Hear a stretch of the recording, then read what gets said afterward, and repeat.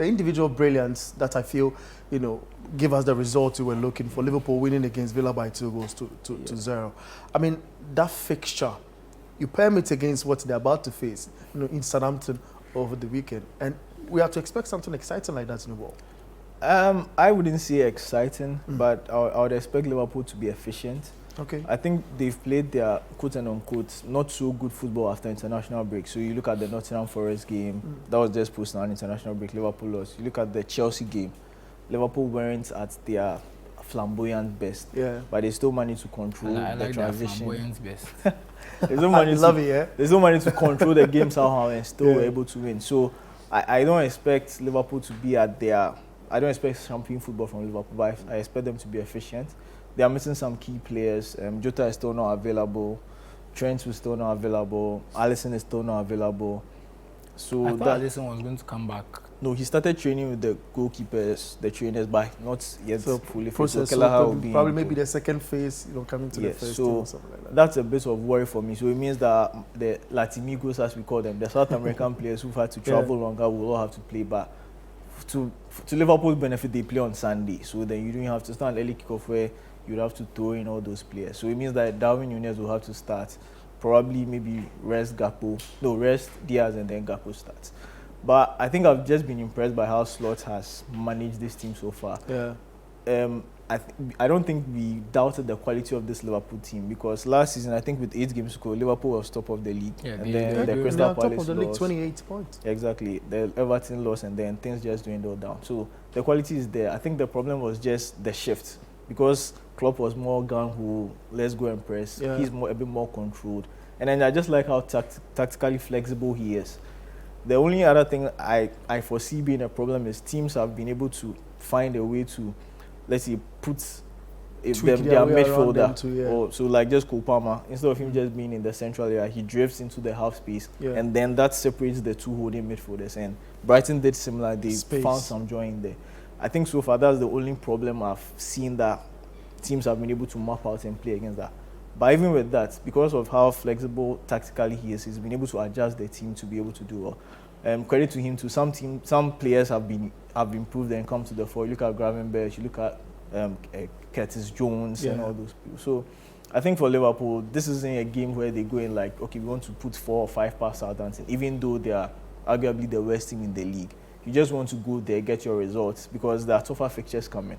I think 5 or 6 games to the season, there was an article put out on the Premier League website, and Liverpool had the next 10 games were the toughest fixtures. They had the most toughest fixtures. So if you look after Southampton, Liverpool have there's City, there's Newcastle, and then there's Everton. Newcastle away. That's a very tough fixture, even though City is coming at home. So for Liverpool, I think with this game, they will just want to get it out of the way, be efficient, go in there, get your 3 points. You have Real Madrid, I think, in the midweek. Then you have City.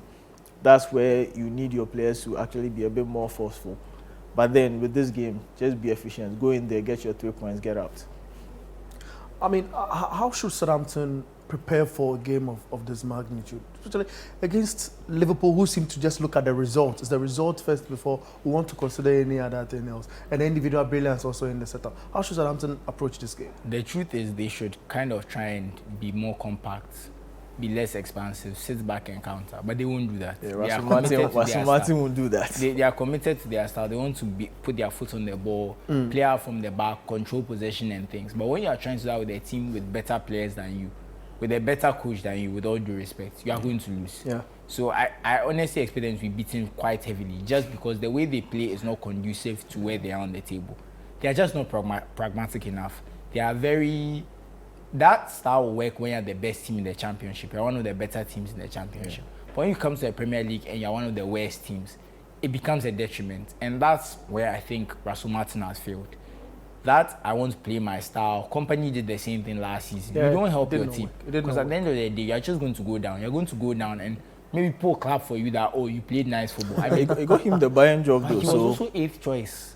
Wow. Bayern cycled through all these guys they tried to hire first, and none of them, for various reasons. It was a poison chalice. Nobody wanted to get close for various reasons, and they ended up with Company. I mean, fair play to him, he got the job and all, but the fact that he even got on the list shows that there's some... So, and now it's become an issue now, because people are wondering, is this manager coaching for himself or is he coaching to win games? Absolutely. Yeah. So, and honestly, I feel like it's very bad for football if football fans start thinking the manager is coaching for his own personal benefits than to win games.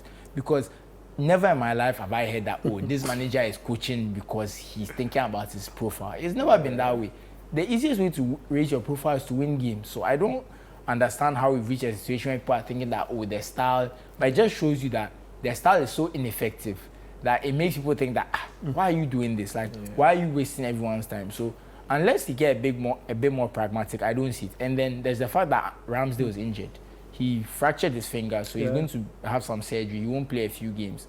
That is going to be an issue. That is going to be a very serious issue. So with that in mind, I just look at this game. I'm just thinking to myself that it's about how many. Yeah, it's about how many. I don't think we'll get a 9. You know, Southampton have they had consider I think 9 against 2 tems. United scored 9 against them. So did Leicester. Yeah, so Leicester. Every time it gets like 6 or 7, they start saying, "Hey, will we see 9 again?" But I don't think we'll have a 9 scenario, but 3 or 4 is likely. Maybe. Especially with the form Salah is in.